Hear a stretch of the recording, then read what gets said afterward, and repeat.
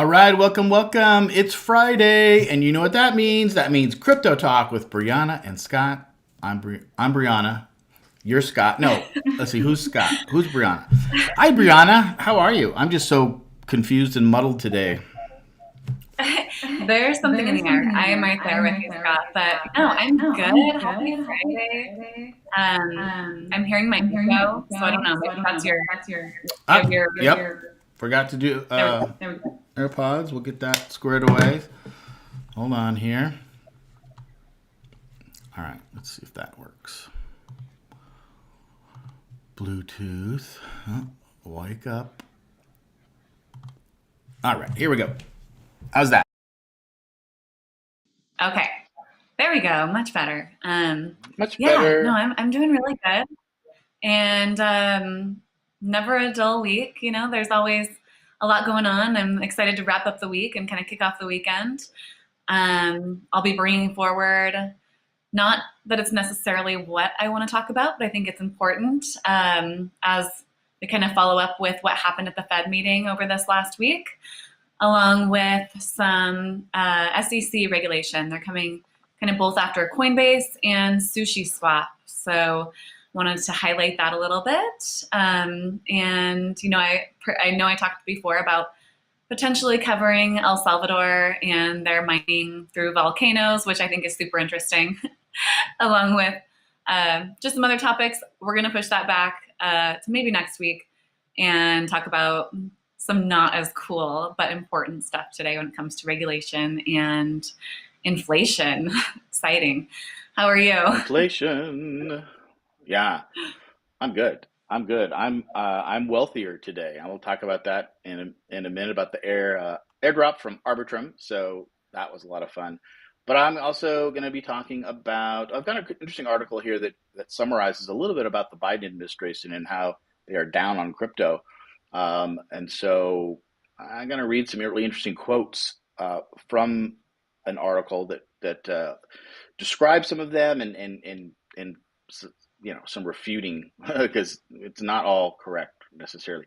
Doquan arrested. Did you hear that? Yeah, I think today finally the first article I have. I'm going to show an article that I guess at first we didn't know for sure if he was arrested or they didn't know his identity. I think that's been confirmed. What else are we going to talk about here? Yeah, a little bit about, and it depends, Coinbase got their Wells notice, so that could be interesting. As I told Brianna before we started, I have really been diving down the rabbit hole of this whole banking crisis, inflation, what the Fed's going to do, what crypto's going to do, and I'm putting together some articles and some videos. I don't have anything prepared for it, but I was telling Brianna I've just got a ton of stuff just packed into my head. So eventually, some of that will come out because I have really been at least 3 or 4, well, gosh, about a week now, really trying to figure this out. And it's interesting. I come from a banking family. My dad is a banker. My brother is a banker. And, the banking industry is done well by my family.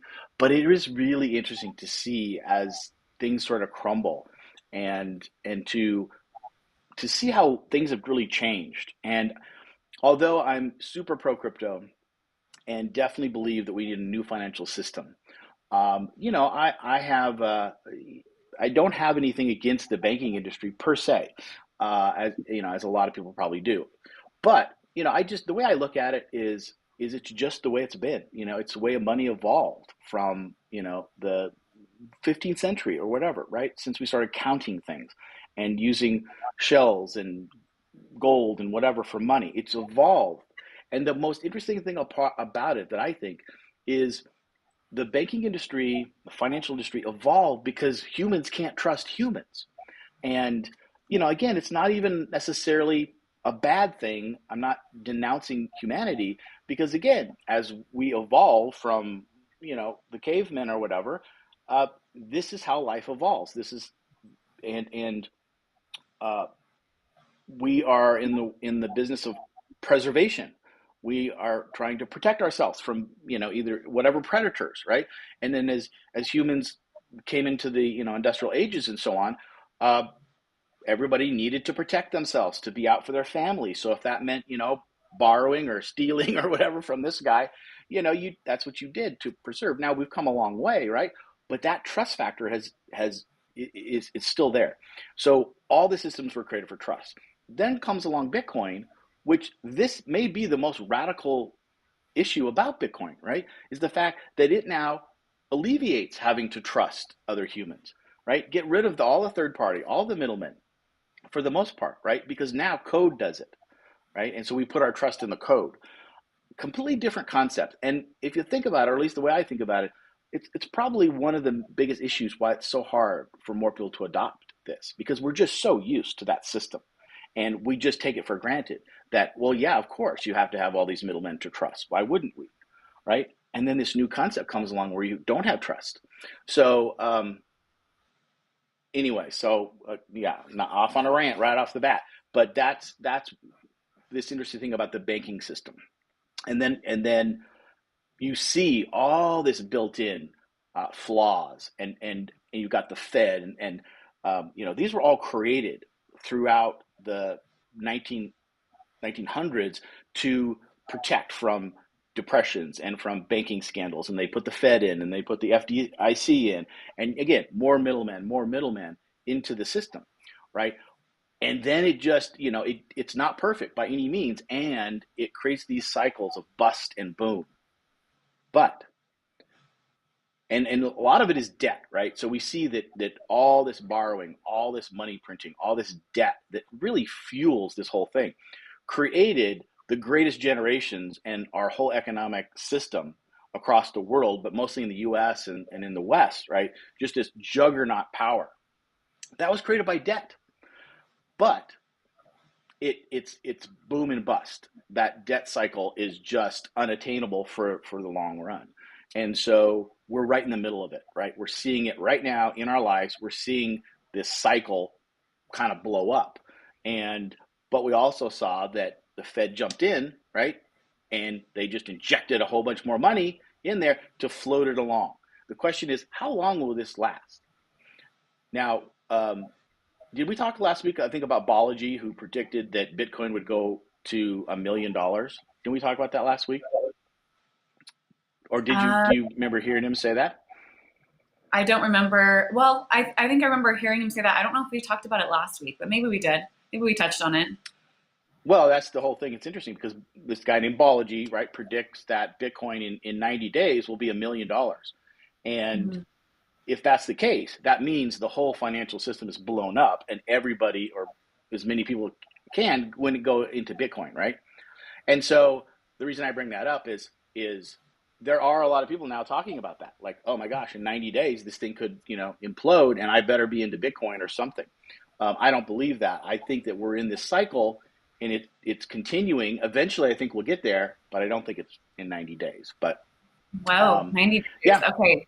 Yeah, I didn't hear. Okay, I was thinking about something else then because I didn't hear a 90-day prediction. I'm yeah, curious to learn more about that, what that would be based upon. I mean, it is interesting because we are yeah, this this bank collapsing and continuing on. I don't think this is the end of that.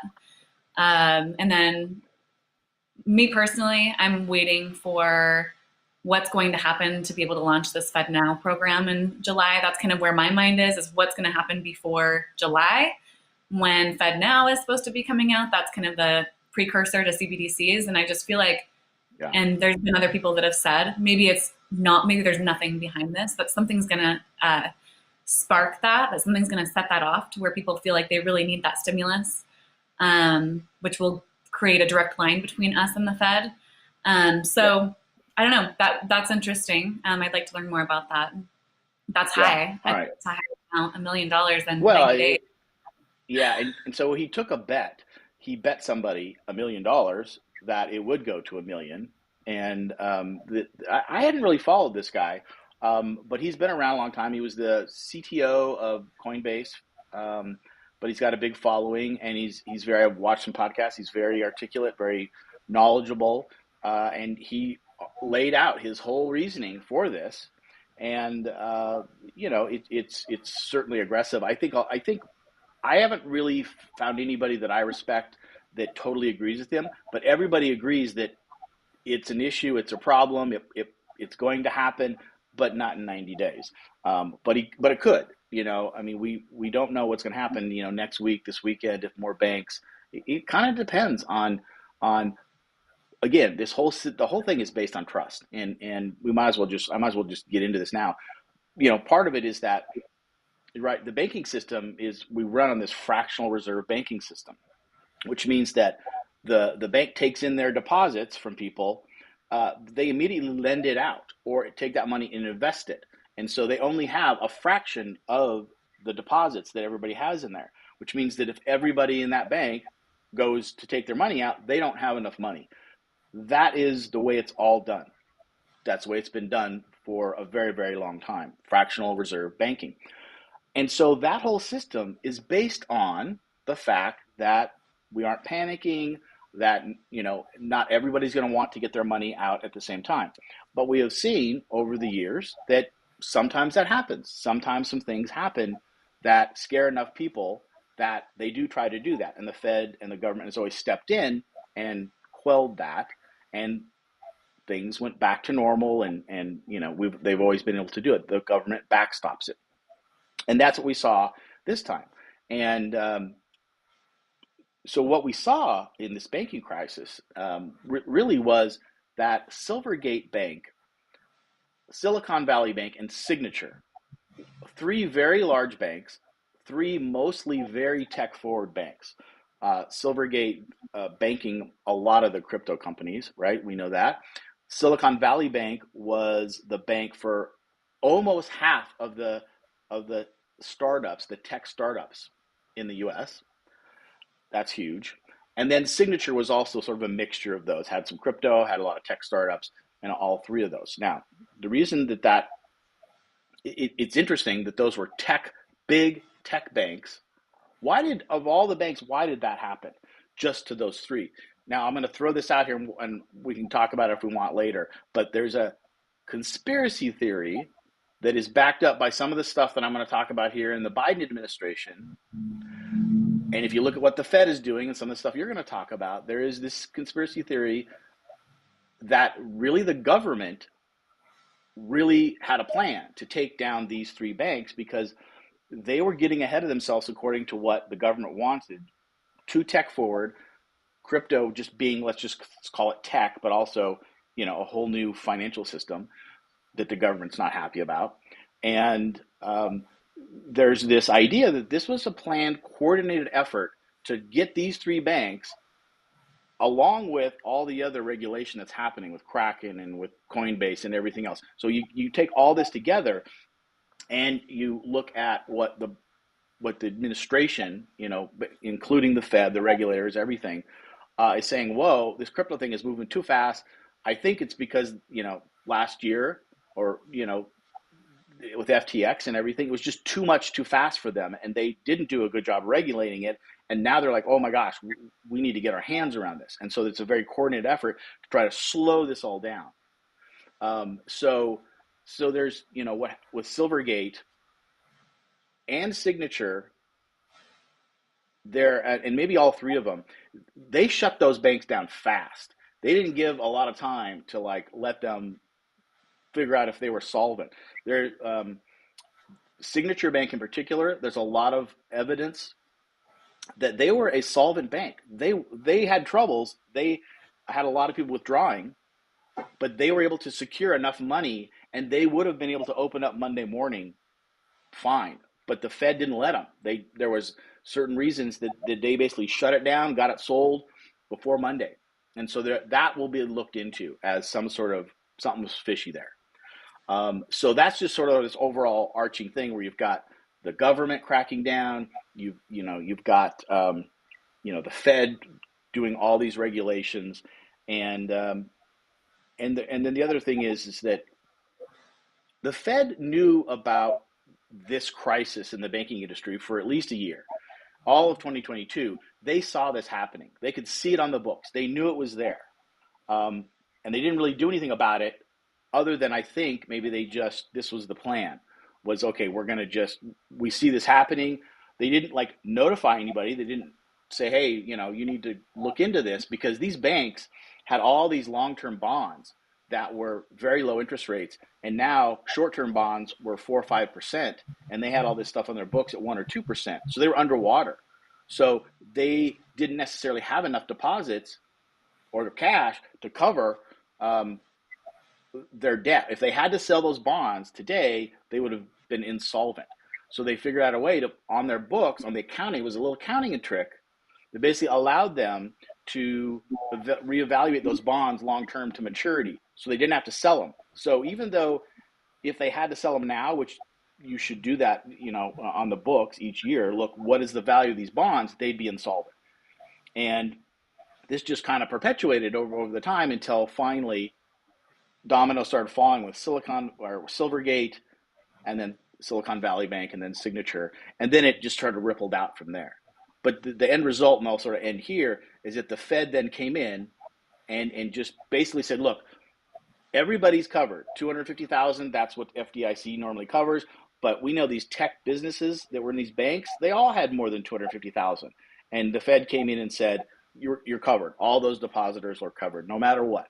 And they put in a system that basically opened up the money gates and said anybody that wants to get their money out can get their money out. Billions, billions of dollars. And so there are some stipulations in there about it's only lasting for 1 year, and only certain banks, they're going to evaluate, certain banks get that and certain other banks don't. But eventually the smaller banks are going to say, why are you excluding us? That's not fair. And then it'll bump up, Congress, the senators will go up to Congress, and then the whole thing. So a lot of people believe that this is open-ended now. That the Fed is basically saying we're going to cover everything, and they don't have any money, so it's just printing money. So basically, just open up the floodgates and print another $1 trillion. Basically, I think it's like 1.3 trillion that's just sitting there now, infused into the system, for this. So we know what happens when we do that. So then I'll end there. So Right. Well, that's the stuff infinite supply, right? They just have an infinite supply. So that shows the value. I mean, there's so much behind all of it. And I think the most, I don't know how you store all of that in your head. That's amazing, by the way.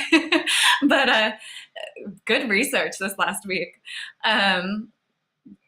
Key points, though, the fact that this technology is trustless. And that's one thing that through all of the noise, many people who are new to crypto still don't quite understand.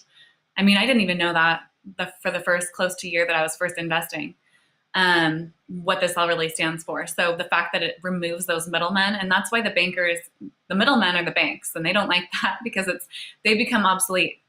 And while they're here pointing out all of the troubles and pointing fingers at crypto, what we're now seeing is kind of a shift, and I'm really enjoying this, a shift in language from the crypto industry, pointing out, don't let the flaws of the traditional banking system come in and wipe out crypto, or and it's been flipped. The roles have been reversed, and they don't want to become obsolete. They don't thrive without our debts, and so but we could go on and on. Should we get to? Do we want to go into Sure. the Fed meeting that on Wednesday? Okay.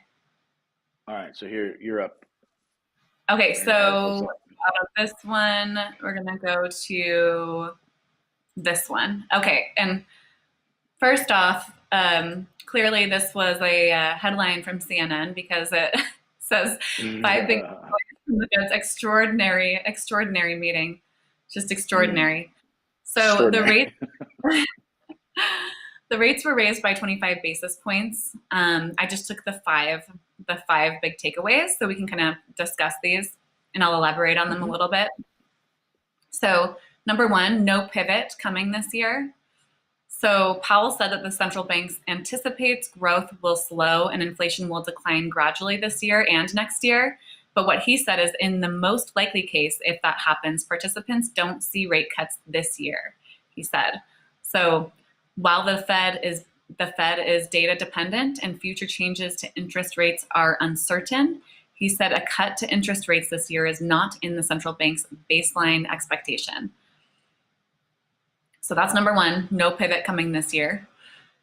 Okay. Number two, but maybe a pause. So before the banking crisis, the Fed was fairly certain that more rate hikes would be coming in the future. Now they may be pushing the pause button.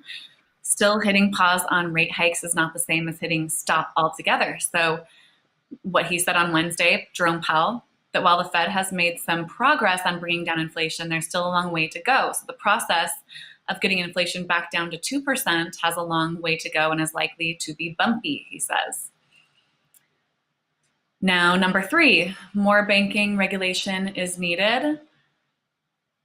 Uh, so, what Jerome Powell says here is my only interest is that we identify what went wrong here, adding that there needs to be stronger supervision and regulation in order to prevent more bank collapses and runs.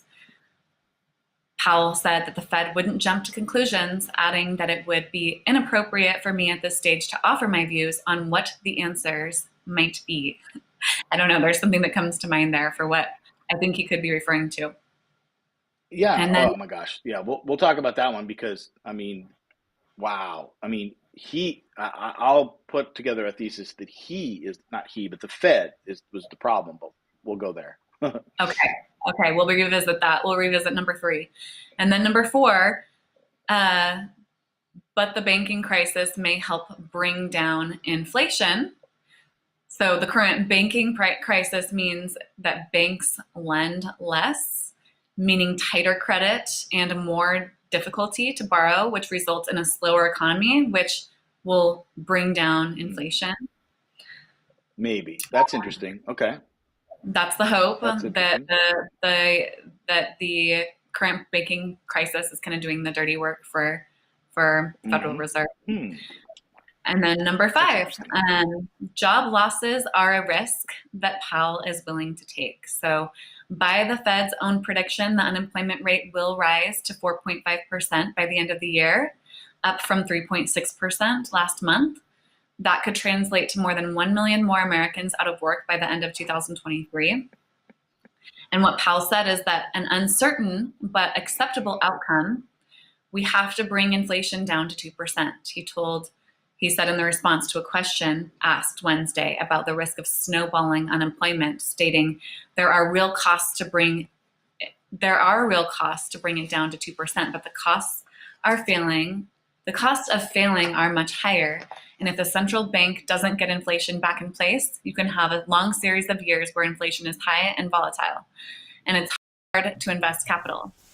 It's hard for an economy to perform well, and we're looking to avoid that, is what he says. Wow. Okay, I'm going to leave it on this screen uh, so I can look at these while I'm thinking about this stuff. So let's go back to number three. Do you have any more on this, or can we talk about it? Go for it. Go for it. All right. Um, More banking regulation is needed. Well, one, that statement just makes me laugh because, they're the most regulated industry ever. But clearly there's problems. I don't know if it's more regulation. It's like wake up, like do your job better. It's just like it's like you know th- this was for when you start looking into this was pretty easy. It's not like I sit around and look at banking accounts or statements, but people do that, right? And so they could see on these books of all these banks that had all these long term bonds that were underwater, and weren't able to. If they had to sell them, they were underwater. And so the question is in business, because there are two ways you can account this, the accounting of it. You each year when you put your statements out, you look at what's the value of your assets, long term, whatever, and then you have to account for that. It's like, okay, I've lost money over here. You take a loss. You write it in your books. I take a loss. And this is the thing that's so frustrating. And I remember when FTX went down, there's talk of this too. It's like part of the reason that all of those companies, those crypto companies, pseudo crypto companies, went under was because they had all these losses on their books from Bitcoin dropping when they're investing in Bitcoin, and the price of Bitcoin dropped. Instead of accounting for that and saying, "Yep, we took a loss. we're going to write that off and we're going to go forward. They don't do that. They just, it's like, let's just play by the rules. Let's just be good business people. If you have a loss, take the fucking loss. Right. Write it out. Quit trying to scam the system. And sometimes some people would say, well, it's not a scam. These are approved accounting methods. Yeah, but it's not. It's scammy.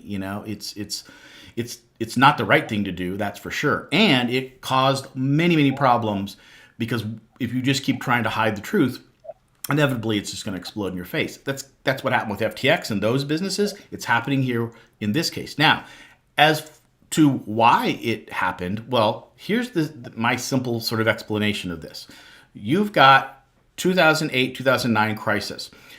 The Fed comes in, the government comes in, they bail out everybody, including the banks and the executives and everybody, which, this time it's a little bit different because they learned their lesson, because people were really pissed off about that the rest of the country's going down and all these bank executives not only got bailed out because they were too big to fail, they were taking bonuses and vacations and stuff. So that wasn't good. But from then on, basically interest rates were kept as close to zero as possible. And it kept fueling the economy. And then when COVID hit, it happened even more. You had this drastic shrinkage because everybody was out of business. All this money got flooded in from the Fed and the stimmy checks and all that kind of stuff. And then people just came out and spent it. And the economy went whoosh up, again in 2021. And so what you had was, again, because the Fed didn't nuance this well, their job is to watch out for inflation and keep inflation down. And they kept interest rates too low for too long. That's pretty clear from most people now. And inflation got out of hand because there was so much stimulus putting in there, so much supply. And part of it is also supply chain issues happened after COVID too. So there was the economy was just rocky. And then the Fed comes out and says, oh my God, we, number one, gotta curb inflation, and raised interest rates faster than anyone had ever done since the 70s or 80s. And arguably, the effect of interest rates rising so fast, this is what caused the problem. I mean, there's all sorts of nuances to it, but inevitably, if I had to pick one thing, this is what it was. The Fed raised rates too fast, and what happened is you also had greedy bankers, if you will, or executives of these banks, that basically, when they had all this money after COVID, because the money goes into the banking system. So it floods into the banking system. They're supposed to lend it out, and it's supposed to go out into the economy. But it really didn't. It just stayed in the what I call sloshing around inside the banking system. And they had a ton of money, all the banks. So they're like, oh, yeah, we want to invest this. So, lend it out, invest it, whatever. Of course, nobody was taking loans because they weren't building businesses. They were just still shocked from COVID. So they had all this money and they would invest it. That's the prudent thing to do. You invest that money. But they didn't like the 1 or 2% that they were going to get on, basic treasuries. So what they did is they took on duration risk and said, well, I'm going to buy a 30-year bond or a 10-year bond and I can get a higher interest rate. Now, that sounds like the right thing to do. And if you're going to do that, though, because you're taking the risk of locking that in for 10 to 30 years, and who knows what could happen, right? That's risk. You offset that with short-term investments, so that if you were to have this risk and bond prices were to go up, you could have at least some of those. You offset it, but they didn't do that. They just kept everything in these long-term bonds that were earning 1 or 2%. Then, as the Fed raised interest rates, they zoomed up the interest rates. Bond rates, short-term bond rates, were now 4%, 4 or 5%. And so you could get bond rates for 4 or 5% currently now, but they had all these long-term ones on their books for 1 or 2%. So instead of selling them at a loss and just saying, okay, we're going to take this loss, but we're going to make sure depositors are good, no, they just used this accounting trick that said, hey, we're fine, we're good. We're not taking a loss because our accounting books say we're good, but they weren't good. And so what it took was, so that's the reason that's the Fed did that, and so again, lots of nuances here, lots of different little issues that, people can argue that it took effect, but I think that's the main reason. They just raised interest rates too fast. In just the way the system is set up, it was meant to crash like this. So, second really interesting point about what is happening today and why the banking crisis happened was that these tech forward companies had electronic apps and APIs into their system that allowed customers to move money back and forth electronically. Now, not all banks do that. In fact, I would say most don't have that.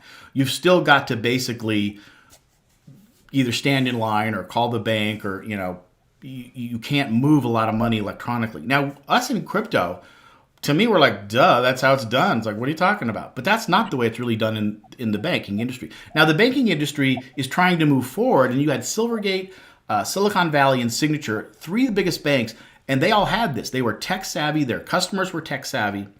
And so when they got wind of these losses, these long-term bonds, and the fact that these banks were they're like, oh shit, these banks could go under. I better get my money out of there. Now, they didn't walk down to the local branch and stand in line. They used their electronic apps and software to move millions, maybe billions of dollars, if you take these three banks in a row, instantly. Now, that never happened before. That couldn't happen back in 2008, 2009. That is a new phenomena that the Fed and the banking system and, frankly, the business world didn't really get. The fact that customers can move their money out instantly now. Again, these are smart people. Why didn't the Fed, the regulators, get that? And so one of the theories is that they did know that. They pushed this so they could crush it and take these tech forward banks out. And there's some other, there were some custodian banks that wanted to become chartered to basically not lend out money, but just wanted to take people's assets and then hold them for a fee, and including digital dollars.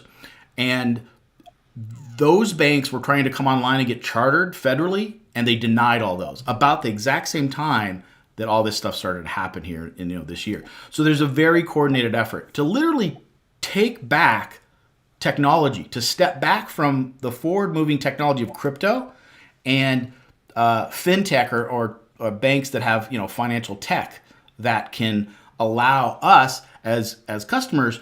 We want to be able to move our money fast and back and forth with apps and stuff. We don't want to have to go stand in line. And the Fed's like, no, that's just too forward for us. We can't handle that.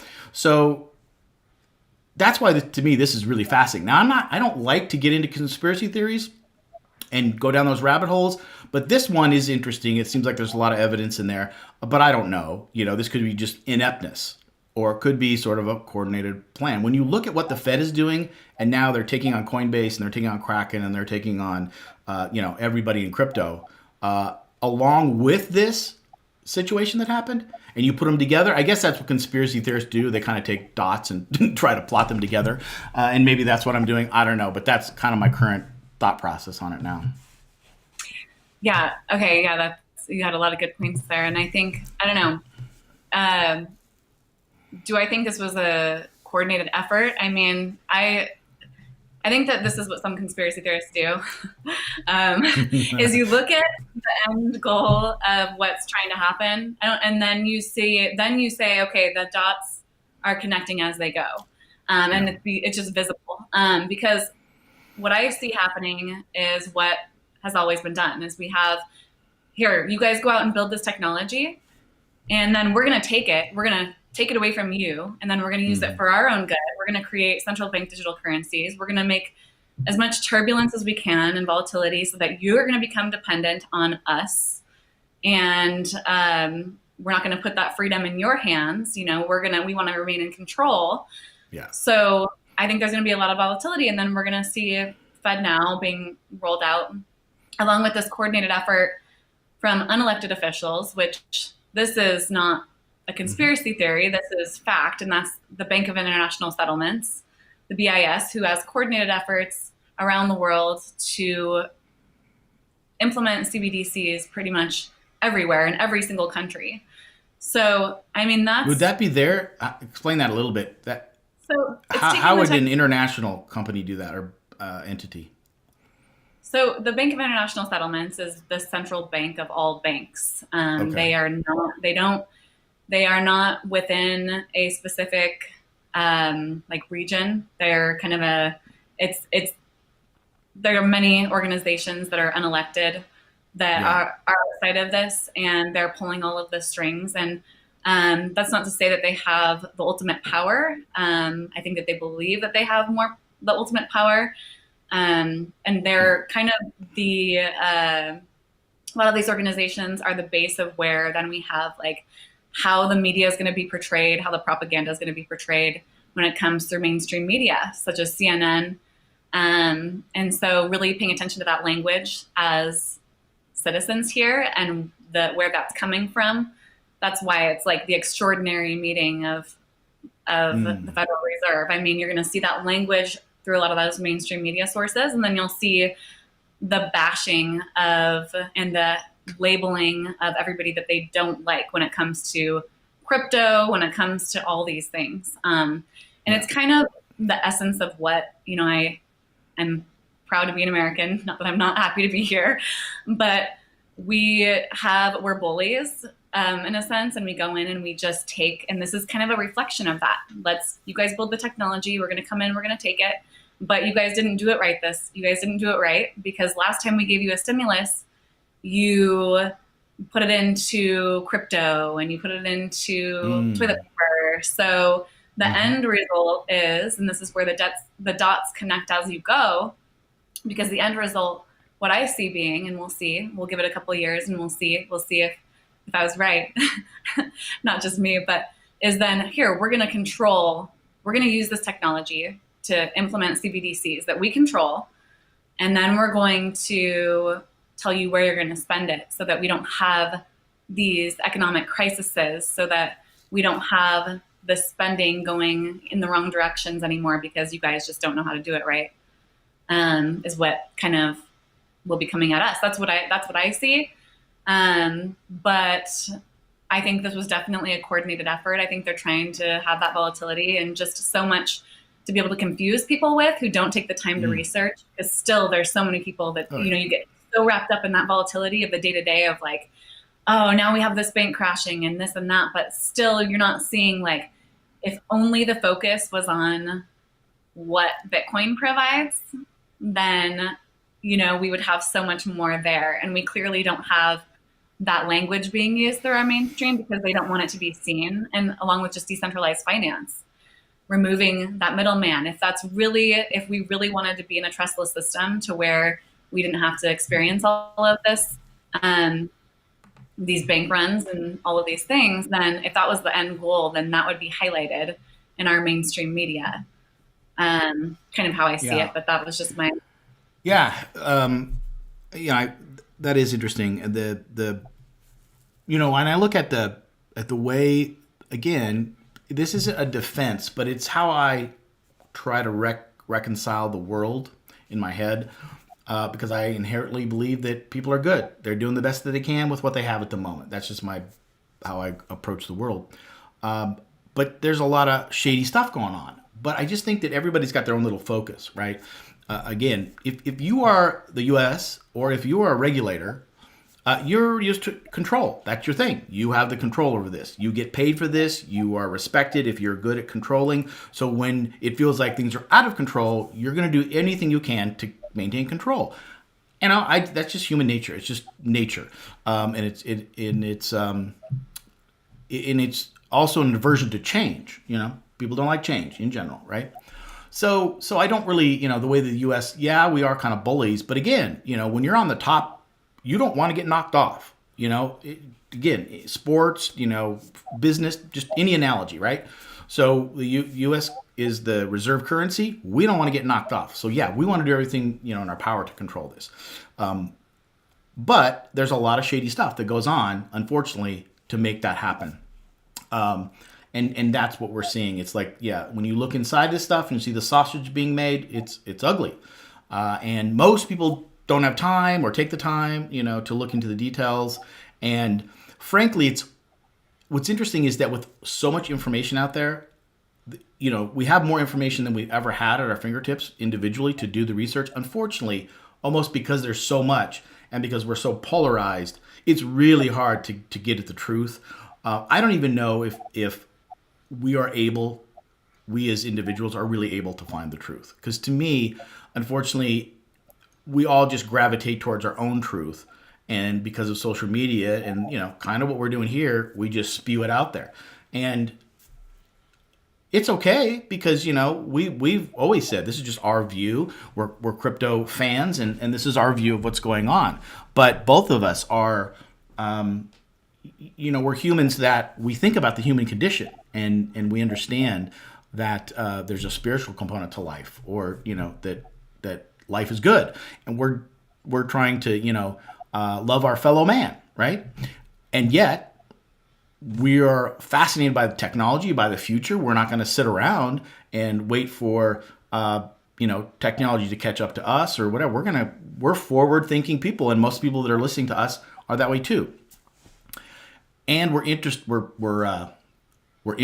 We're curious, right? And so we look at this stuff, and it's fascinating to us. And because this is a crypto show, for me and for you, really all we talk about is it's based on how is this affecting crypto and how is this affecting us as crypto investors and enthusiasts, right? And so, we may be talking about some detail here about it, but it's all in related to what's happening with crypto, right? And, so the CBDC thing and the Fed Now thing, this is important to us because they're inhibiting us from living as much in the decentralized world as we can, as we would want to. So I find it, this is all relevant, discussion, even though I'm thinking now, this is probably the most conspiracy-ish kind of episode we might have had. And it's okay because there's just a lot of stuff going on right now. And to me, this is the first time, and maybe it's because both of us are we're more in tune to it, we're more educated about it than maybe we even were back when Luna crashed, or back when FTX and all those crashed. But this, to me, seems like there's more evidence of this coordinated effort than there ever has before. And that, so let me just switch topics a little bit, and that is the good side of this banking crisis. And you alluded to it a little bit in that there is no language that crypto is a good place to be when the banking system is crashing. And yet, there are, I think, people clearly that are thinking that are either on the fringe of, crypto curious. Maybe they even haven't invested in, but they're curious about it. I think a lot of those people are looking at this and thinking, I might as well try Bitcoin. I mean, look what's happening, and it's here, and I've been hearing about it. Maybe it's time to put some money in Bitcoin because, who knows what's going to happen with this banking crisis. So we saw Bitcoin rise, and we're seeing it continue to be strong and rise. I think it's 28, 29,000 still. So it's still doing really well. When the Fed came out with their numbers, it dropped, as all markets did, but now I think it's back to where it was. So that's good news for us, right? So let's celebrate that to a certain degree. And I think that I want to start talking about that eventually. Really, that's my main point, is that look at this crisis, this banking crisis, and all the craziness of it. And maybe you should try Bitcoin. That's really my ultimate message. Right now, though, I feel like I need to, because just my personality, I want to get to the bottom of it as much as I can. I want to understand really, why did it crash? What happened? Who are the players? But in essence, not much of that really matters. The point is, crypto is here. They're attacking it. So what's going to happen? And they're never going to be able to take it away. So I'll just, we may sound a little bit negative here. You can't shut down crypto. Now, they can make it harder for us. They could start to really close down all the access points. So it's really hard to get our fiat in. So before I forget, I just want to say there are ways to get, your money into your fiat into crypto without going through a centralized exchange. I haven't really explored that, but you can, right from MetaMask. Now, you have to go to your bank account, but you can put your credit card in and your bank account into MetaMask and go right to your decentralized wallet. So you don't have to rely on Coinbase. Uniswap also has this. So you can go right from a credit card or a bank into Uniswap. So those are things that I just wanted to throw out there because as this gets maybe uglier and uglier, we're going to want to make sure we find ways to get our fiat in there. That's I'm good. not an advocate. I'm not an advocate of, oh, I got to dump my 401k and get everything in there now before it crashes. I'm not like that. But Mm-hmm. I want to make sure that if this starts to tighten and get a little bit harder for a while, that I can make sure I still got to get my fiat into crypto. And we're always going to have some money in our banks just for shopping and grocery shopping, because we're not there. We're not to the maybe utopian point where we can just have crypto and pay for things and stay in the crypto cloud. That's the hope, but we're certainly not there yet. So Mm-hmm. yeah. And Telegram, really quick, I'll just point out that Telegram just announced too that they're going to allow USDT. They'll be able to do transfers of USDT through Telegram, so that's pretty cool. Which So is kind of a way. what would that mean? That you can send crypto to me through Telegram or what? Yeah, just straight through a chat message. Wow. So it has like a wallet feature or something, Yeah, I don't. Yeah, or it would send it. I guess it would send it. Would it send it to my, like through a chat, or does it go to my? How do I get to my wallet? I don't know. I haven't looked into it, but yeah. I don't know. I know. I guess you've been able to do Bitcoin already. I'm not sure about how exactly that would run, but I'm just trying to think of how that could like benefit if the access points were kind of closed.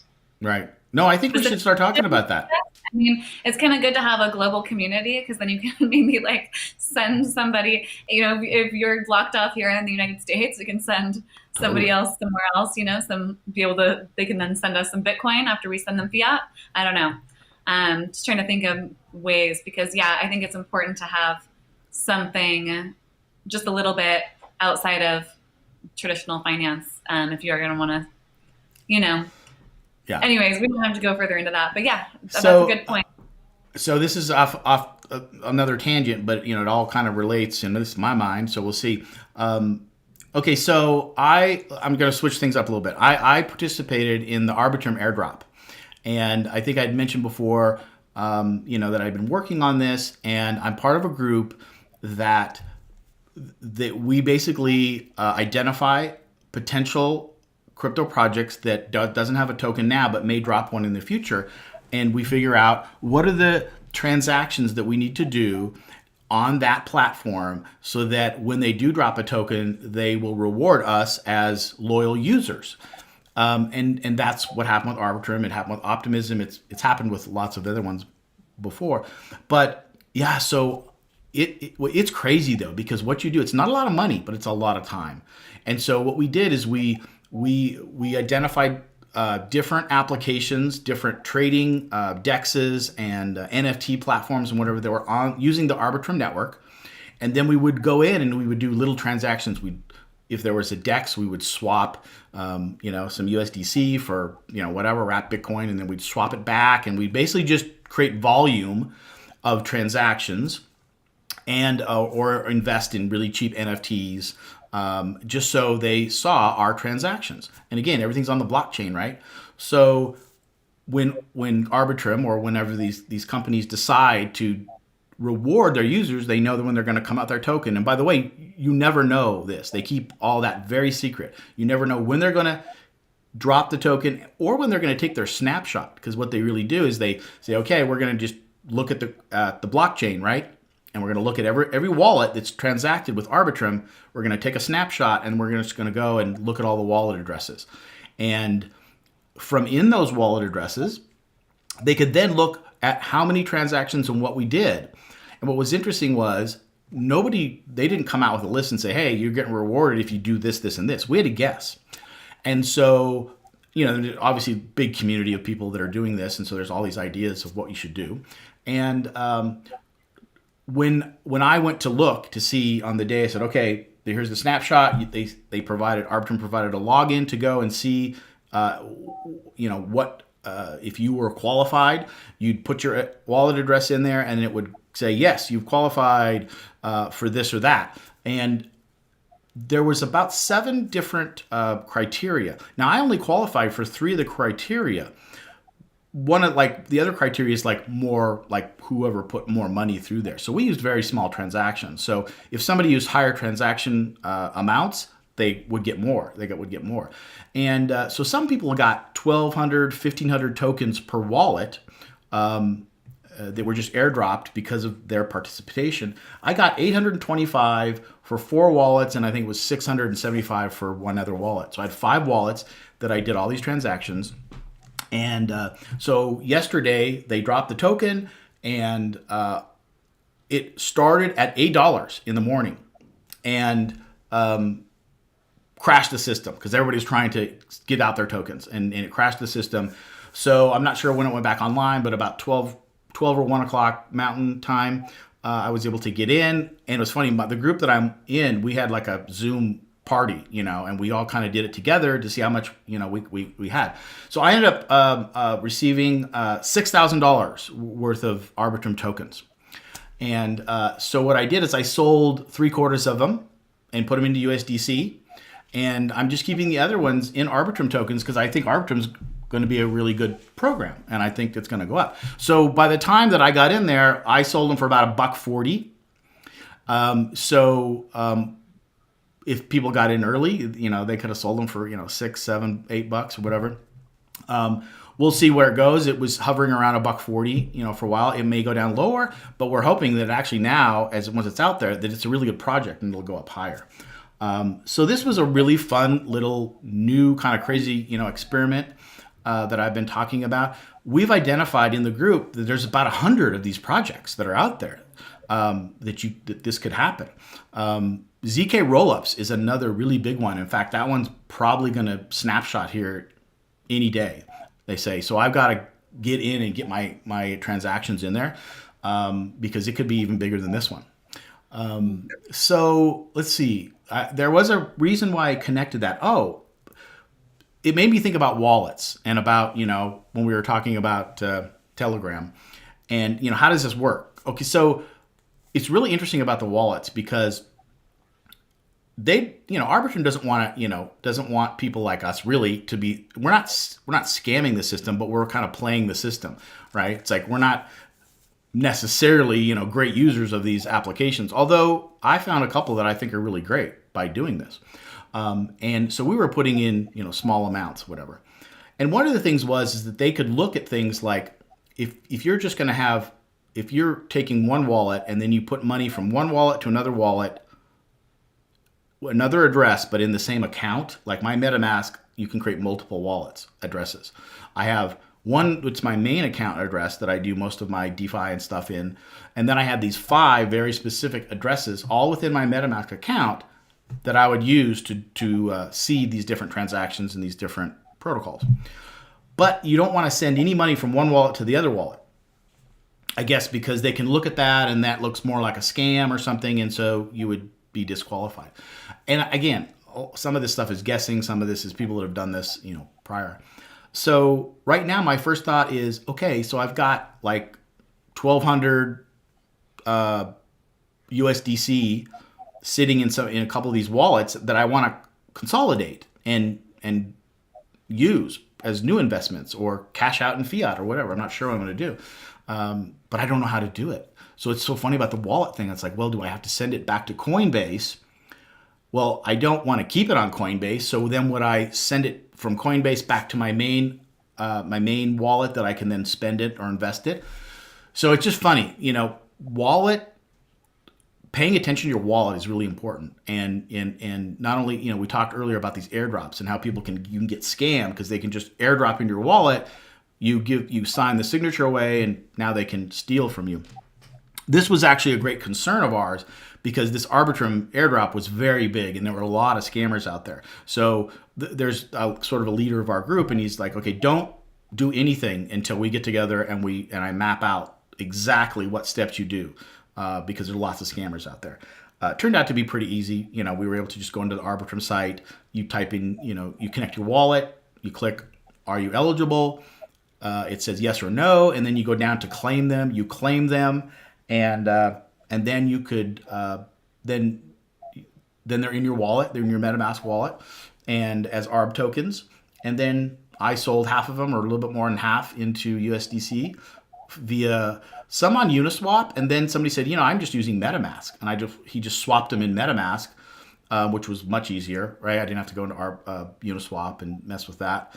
And one guy said, yeah, but are you going to get the best price? And again, that's another variable. If you look at like the Arbitrum token or any token, and you go into CoinGecko, is the one I use, and you look down there at all the different dexes and wherever you can trade it, you'll see wide discrepancies of the price. Sometimes in the order of $1 difference between, say, Binance and BitMEX or something, which is fascinating. So we did do that. We looked and we saw which one is giving sort of the best one, and Uniswap was a very good one, so we used that. And we didn't even think about using MetaMask, but turned out that was pretty close price, so that was easier way to do it. So anyways, that's my little story on that, and it was a lot of fun. There were 2 people in my group that did 50 wallets and got $60,000. Can you believe That's incredible. That's so exciting. I'm so happy for you. And Thank I you. did clear to anybody who's watching, Scott told me the great news before, so I was able to give my genuine excitement, and I'm still excited and happy because he's been talking about this for a long time and really was unsure of how it was going to play out. Yeah. And then as soon as I saw, because it's been a lot in the news, as soon as I saw that they released their airdrops and the amount, it was a crazy amount. I can't remember exactly off the top of my head. I'm like, yep, Scott definitely got some rewards, and I was excited to hear what you got, and that's a big reward. I mean, $6,000. It is. It's like, and it's just funny because I was so super happy with my $6,000, and these guys got 60, and they were super happy, and we were all on the Zoom together, and it was just a lot of fun. And the leader of the group, because we actually didn't go in, we were doing yield farming together, and he's like, hey, I think this airdrop thing is, let's do this together too. And he was kind of leading it and doing research with some other people on which ones to do. And we thought Arbitrum was going to drop last year, at the end of the year, and it didn't. And so he was kind of sweating like, I bet you think that I'm a crazy guy. So he was so happy yesterday because, he had just, helped us make a lot of money, and we thanked him, and, and it's part of a group effort, but he was really leading it. And so it's just kind of an interesting thing. It's not for everybody because you have to have you have to have time.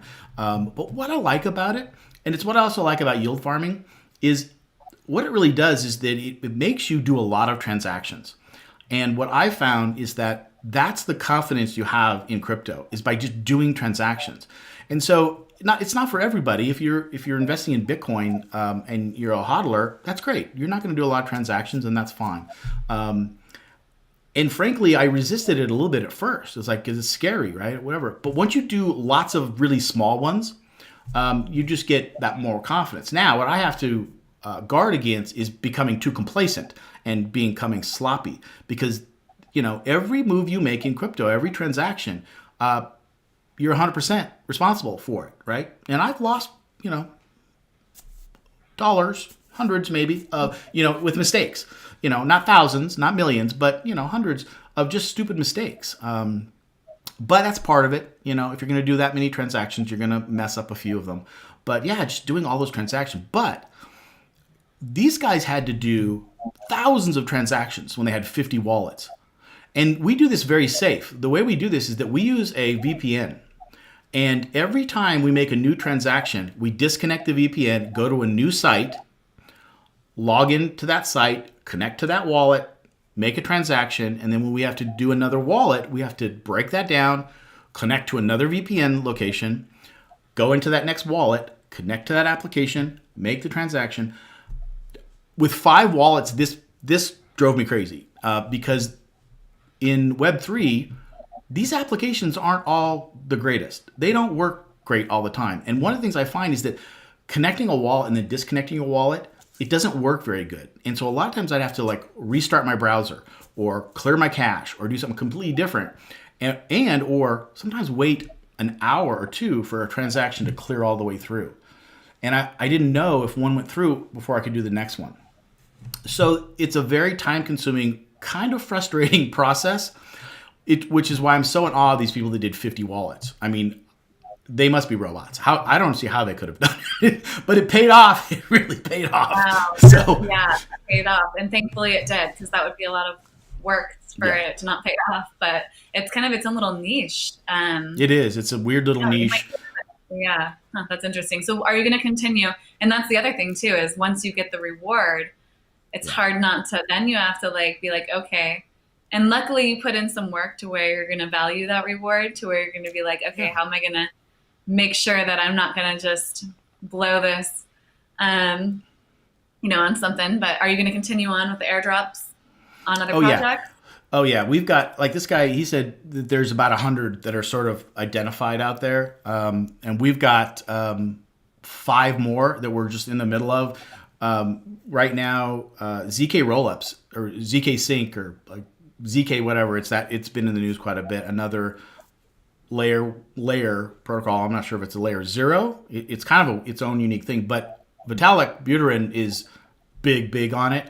And so it's going to be big, we think, and we think it could hit any time. So I've been furiously trying to get my transactions in, and it just like last night and stuff, it just they hung up. It's like sometimes it'll take me an hour or two just to do one, and I've got to do like 20 or 30. So what I kind of do is sometimes I'll just be watching TV or I'll be watching something and I kind of have it in the middle and I focus for, to get the transaction. And then it usually takes a long time to transaction to go through and then to break down the connection. It's crazy, but if you have the time for it, like you said, it's nice that it pays off. Nothing is guaranteed. So, we'll see. That's awesome. I'm happy for you. Yeah. Congratulations. Thank you. Yeah, so we'll see. We'll see. I'll let you guys know. Like I said, it's an interesting little thing. I'm not going to teach it or do anything like that because it's crazy and it just keeping up with it. A lot. Plus the yield farming too. I spend more time on this right now than yield farming because once you kind of get those in, but when the market picks up, the yield farming activity will pick up too because there'll be a lot more incentive to put yield farms in there. So I've been a pretty happy camper, I guess, with Bitcoin being up, I've been dollar cost averaging, but I also bought my initial Bitcoin pretty high. So I've been underwater, in the red for a long time. And just this year, as everything picked up, I'm finally in the green in my overall portfolio because I've been, under for a while. So that's been fun. And then just seeing Bitcoin come up. And then I've been, earning an average of 20%, anyways, on this, and I almost don't even include that in my portfolio, but it is, and then this on top of it. So, yeah, yay crypto! Nice. So I'm glad that I hung in there, and this is good news for everybody that's in crypto. There's just lots of different ways. I guess that's the other thing. There's lots of different ways to prosper, and like we've always said, it's fun. If you like this kind of stuff, there's some things that pull my hair out a little bit, but it seems to be worth it. So. Yeah, absolutely. I love the bull. I love the bull run. It's just fun. There's so much happening and so much being created, and everybody's just like really hyped up. But in some ways, I'm a little bit addicted to the bear market because I just love those like weekly investments, where I'm like, okay, like it's a really good price in Bitcoin, Ethereum, and a couple other little ones. And I like when I see it go up, I'm like, oh no, like gotta get more in. But I'm that way too. Isn't that weird? It's like. We want it to go up, right? But there's this, oh no, I need to get in more. Don't go up too high because then I won't be able to get in. It's a very strange psychology of this whole thing. And that to me is also fun. And thinking in my mind, and we've talked about this, that, if Bitcoin gets back up to 60, I'm going to want to take some profit. And what that will look like, how much, how I'll do it, I don't know yet. But here's the thing. This is why I like bear markets too. It's like, it feels like, okay, I've got time to learn this and explore and research and test this. So, because I think when I came into crypto, I came in a bull, had pretty heavy when I really got into it. And so I've really known nothing up until now going down, with when I had, thousands of, dollars, not millions, but, thousands of dollars in there. So when it starts to go up, what I've heard from people that have been through the different cycles is it gets crazy. Your psychology changes. There's all this hype. There's all this, and there's this feeling, oh, I got to get in before it goes even higher. And if you're doing yield farming and all this stuff, I think it's going to be crazy. So I'm enjoying this time now, and like, okay, I'm getting my ducks in a row. I want to have my plan. I don't want to start. I don't want to FOMO. I don't want to, when things start going crazy. So, but who knows? Human psychology and money and all this stuff. I mean, check us, whenever the bull market hits, I may be singing another tune like, all right, go, go. Totally. And the thing is too, is because that's when so many people, and every time there's a bull run, then there's like a whole new generation. You can kind of call them a new generation of people coming in, and they're like, they see it hopping, and I've been there before. And then that's when they get in at the top. And then it goes down, and then they're like, I lost all my money in crypto. I'm never doing that again. Never doing that again. Yeah. And this is the thing. It's the other thing too, right? For us, I want to educate and help the people that are going to come in there to understand it. Because I think what happens is they just get in, they FOMO in, they use their app, and on their phone, they have no clue what's going on. And they're like, yippee, this is great. How easy is this? And then when it goes down, it's not that it crashes, it's a volatile asset that will go down. Bitcoin will go down. So when it does, they freak out, but we don't, because, we learned, we understand it. And we're going to have a little bit of it, but I think that we'll be in much better shape than a lot of these people that come in with no clue. So that's my part of my mission. I think yours too. And really a lot of us that are in our community here is we would want to educate people, on this. To the degree that they understand it, that they get it, so they don't panic. But there will be crazy people panicking. I also hope to I don't know, I was going to say the cash in, but I want to help a lot of people. Make that sound better. It's like, because I think a lot of people are going to want to learn how to do crypto, and I'm going to teach them the slow way, and the safest way, to do it. Because so right now it's like, as you guys know, I have a crypto teaching academy, that I have. I don't have a lot of clients right now because I'm not pushing it. It's just not a great time, to be pushing it. But eventually it will be, and I'll be ready. We'll be ready to teach them the way. Right. Yeah, absolutely. There's definitely a lot to learn, and it's a lot of fun. So. Well, good. I'm glad we sort of came around. We were sort of, in the weeds at the beginning here, but, at the end, this is what it's about. What we just spent the last 10 minutes on. This is what it's about. Being rewarded for work, for effort, for taking our time, for being patient, and being excited about it, and not getting too FOMO, but also not getting too down, and we can get in the weeds a little bit as we got, a little bit. We were getting in there about the conspiracy stuff. I almost thought about renaming the show, Crypto Conspiracy Talk with Brianna and Scott. Well, we'll see. Yeah, we'll see how it all plays out. There's extremes on every end, and then there'll be a way through the middle somewhere, I'm sure. But always having, I think, the awareness of, like you said, you never know what's true from external grounds. It's impossible, but for me, ultimately, it's become what I find value in, and I find value in Bitcoin. Like that's really what, and other cryptocurrencies as well, but I find value in Bitcoin. So that's where I'm going to place my attention. I'm not going to go really put a bunch of attention and energy and money into things I don't value. That's really where I'm trying to be aligned. And as long as I do that, even if somehow, even though I don't believe it ever will, if Bitcoin went to zero, I don't believe that it would ever will, I won't feel bad about it because I'm investing in something that I find valuable. And I think if I'm not doing that, then that's where I'm going to have some problems, and that's where I'm not going to feel very good about the end result. So, no, I totally agree. It's about we believe in it, and not only as an asset, right, but as a force for good. And it's done a lot of good in a lot of places, but we've only scratched the surface. I mean, it needs to get adopted and used. There needs to be more payment systems and ways to actually use. And again, I don't know if it'll be Bitcoin. It's like, I don't want to use my Bitcoin to buy a candy bar, but it will be something. It will be some sort of fraction of whatever. And that all needs to happen still. But we believe in it. We believe in the technology. We believe in all of it, not just as an asset. And that's why we can go to bed at night, right? And even when it's down, we're good. All righty. Well, let's wrap it up. That was fun. All right. So we'll see you next week when there'll be more good stuff to talk about. And you have a good week, Brianna, and everybody out there. You guys have a good week too. Thank you, Scott. Thanks for tuning in, guys. We'll see you next Friday. Have a good one. Bye.